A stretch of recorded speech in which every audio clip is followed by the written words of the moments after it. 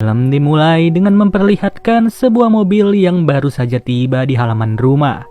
Usut punya usut, ternyata rumah ini adalah rumah hasil lelang yang sudah didapatkan oleh seorang pria bernama David.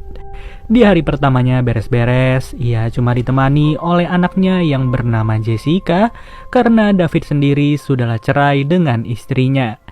Pada awalnya sih, semua masihlah terlihat normal dan tidak ada yang mencurigakan sama sekali. Meskipun ia tidak sengaja menemukan selembar uang dengan nominal $100 yang tergeletak begitu saja di dalam sebuah gudang. Merasa lumayan, David langsung menggunakan uang tersebut untuk membeli hidangan makan malam yang akan disantap bersama anaknya. Sambil makan, Jessica bercerita kepada ayahnya bahwa ia sedang dekat dengan seorang pria bernama Zack. Di sisi lain, David tidak terlalu peduli dengan hal itu karena ia sedang memikirkan kondisi toilet di rumahnya yang belum bisa dipakai sama sekali. Maka dari itulah ia berencana untuk memasang septic tank baru tanpa menggunakan jasa dari para tukang. Setelah mereka makan, Jessica pun sudah harus pergi dari rumahnya David karena hari sudah terlalu malam. Dari sini diketahui bahwa David hanya tinggal sendirian tanpa ditemani seorang istri maupun anaknya yang sudah dewasa. Esok paginya, David kedatangan seorang kakek-kakek bernama Alan yang sengaja dipanggil oleh David sendiri.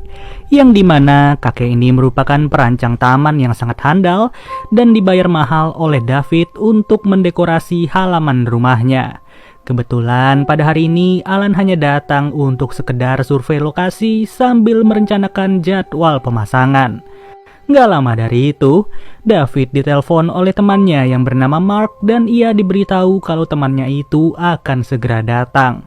Dalam obrolan singkat, David bercerita kalau ia akan segera menggali lubang di halamannya untuk memasang septic tank yang baru. Sebenarnya sih, David mau aja memakai jasa para tukang, tapi ia lebih memilih untuk menghemat uangnya karena masih harus membayar cicilan rumah. Ketika Mark sudah pulang, David pun langsung bergegas untuk menggali sebuah lubang di halaman rumahnya itu.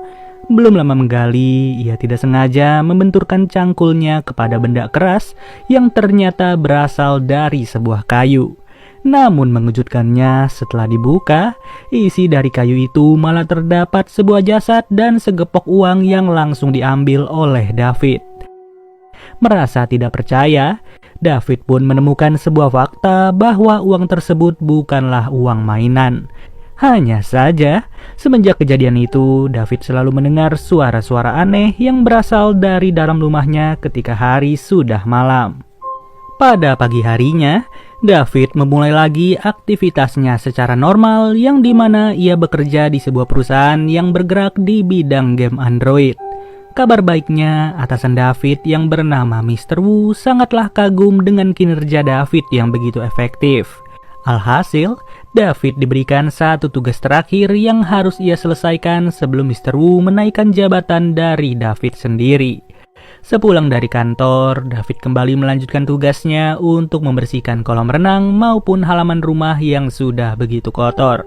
Pada situasi ini, ia malah penasaran dengan kondisi dari kayu itu serta membongkar lagi galian tersebut untuk mencari lembaran uang. Dan benar saja, dari siang sampai malam, David hanya sibuk menghitung uang demi uang yang ia temukan dari galian itu.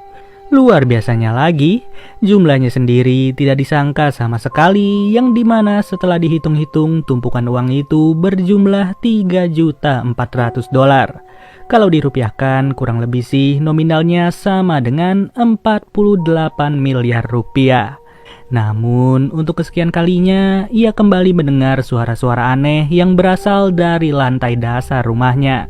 Setelah diperiksa, ia tidak menemukan apapun melainkan hanya terdengar suara kucing yang membuatnya terkejut.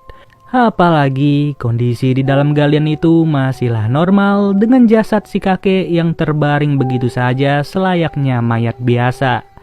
Di saat hari telah berganti, raut wajah dari David benar-benar terlihat kurang istirahat akibat kejadian yang menimpanya. Hal itu sudah jelas membuatnya tidak fokus sama sekali. Apalagi ia sendiri belum sempat untuk mengerjakan tugasnya sedikit pun.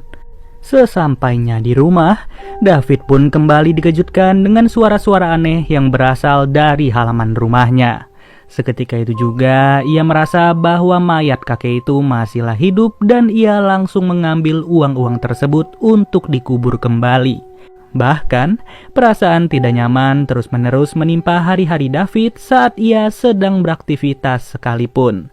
Ujung-ujungnya, David sengaja pulang ke rumahnya itu untuk mencari tahu sebuah maksud dari pintu yang berada di dalam gudang. Tapi sayang, belum selesai melakukan hal tersebut, ia pun harus dibikin panik dengan kabar dari Alan yang akan berkunjung 2 hari lagi. Padahal David sama sekali belum menggali lubang yang cukup dalam, apalagi membuat septic tank baru yang sudah ia rencanakan. Alhasil, David pun harus membongkar lagi galian itu dan ia malah menemukan sebuah dompet kosong serta satu kunci yang disimpan oleh mayat tersebut. Namun, hari-hari David semakin menjadi buruk ketika ia terus merasa diganggu pada setiap waktunya. Mau gak mau, David yang kurang tidur pun langsung meminta izin untuk tidak datang ke kantor. Setelah menelpon, ia sengaja mengambil segepok uang untuk dibelanjakan pada hari itu juga. Tidak lain tidak bukan, ia berencana untuk memasang pencahayaan serta CCTV di setiap sudut dari rumah tersebut. Ya, bisa kalian lihat sendiri, satu kesatuan dari berbagai titik di rumahnya itu bisa terlihat hanya dengan 2 monitor. Terlebih lagi, ia juga memiliki sebuah remote untuk menyalakan seluruh lampu yang sudah ia pasang. Merasa sudah aman, David mulai mencari tahu kembali apa yang sebenarnya berada di balik pintu misterius. Dan ternyata, terdapat sebuah ruangan lagi yang harus ia lalui dengan sebuah tangga untuk memasukinya. Sudah jelas ruangan ini adalah ruangan bawah tanah yang ditutup-tutupi oleh penghuni sebelumnya. Ketika sampai di bawah, David kembali dikejutkan dengan banyaknya kantong-kantong berbau busuk yang tergeletak begitu saja. Sialnya, kantong-kantong itu sudah berisikan berbagai jenazah yang tidak diketahui sudah berapa lama berada di bawah sini. Dari kejadian itu, sebenarnya David berniat untuk menelpon 911, tapi ia tidak rela kalau uang-uangnya harus disita oleh polisi. Singkat cerita, David terpaksa untuk bangun dari tidurnya karena ia kembali mendengar suara-suara aneh. Namun tiba-tiba listrik di rumahnya itu malah padam secara mendadak di saat ia ingin memantau CCTV. Tidak lama dari kejadian itu, listrik pun kembali normal lagi dan ia langsung dikejutkan dengan kehadiran si kakek yang sudah berada di depan kamarnya. Yang bikin lebih serem, kakek itu terlihat seperti memantau aktivitas David yang sudah menyadari keberadaannya pada saat itu. Benar saja, David pun mau gak mau harus mengejar si kakek itu yang mencoba kabur dari pantauannya. Namun naas, David malah terkena beling dari gelasnya sendiri yang sempat terjatuh pada malam hari.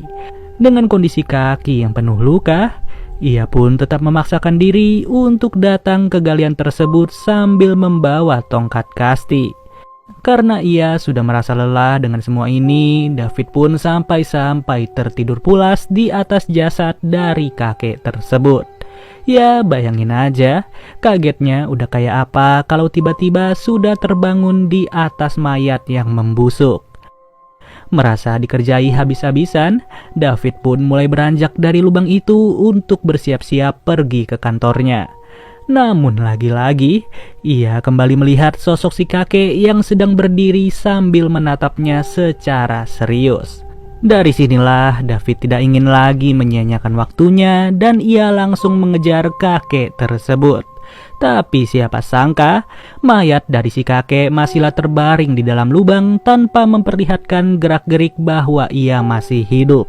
Pada situasi seperti ini, David pun mulai mengambil gergaji mesin yang sengaja ia gunakan untuk memotong kaki dari mayat itu. Sudah jelas ya, David ini sebenarnya mengalami halusinasi yang begitu ekstrim karena ia merasa bersalah sudah mengambil uang-uang tersebut. Tentu perasaan itu juga mulai menghancurkan mentalnya secara perlahan, sampai-sampai ia malah memaki Mr. Wu dengan kata-kata kasar. Jadinya David pun harus juga kehilangan pekerjaannya pada hari itu dengan cara yang tidak wajar. Setelah diusir dari kantor, pikiran David mulailah semakin kacau dan ia pun tidak akan membiarkan siapa saja untuk mengambil uang-uangnya. Begitu juga situasinya dengan Alan yang sudah berada di halaman rumah David, walaupun ia sendiri tidak bermaksud untuk mengambil uang-uang itu. Alhasil, Alan yang tidak bersalah sama sekali malah harus dibantai habis oleh pelanggannya sendiri. Dari sinilah kita sudah diberikan sebuah gambaran bahwa David mulai mengalami penurunan moral setelah ia berkelimpahan uang. Bahkan ia rela melakukan apa saja akibat obsesinya yang sudah begitu parah terhadap uang-uang tersebut.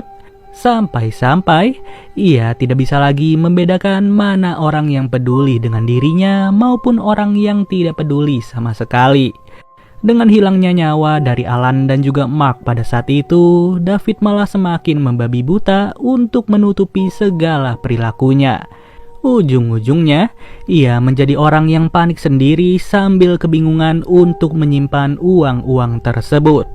Tingkat ketidakwajarannya juga semakin parah ketika David mengajak tumpukan uang itu untuk menonton sebuah film. Ya, bisa dibayangkan, inilah jadinya jika ia tidak pernah bercerita ke anaknya sendiri maupun bercerita kepada teman dekatnya. Sampai suatu waktu, David kehadiran seorang tamu yang mendatangi rumahnya dan ternyata laki-laki ini adalah Zack yang merupakan pacar dari Jessica.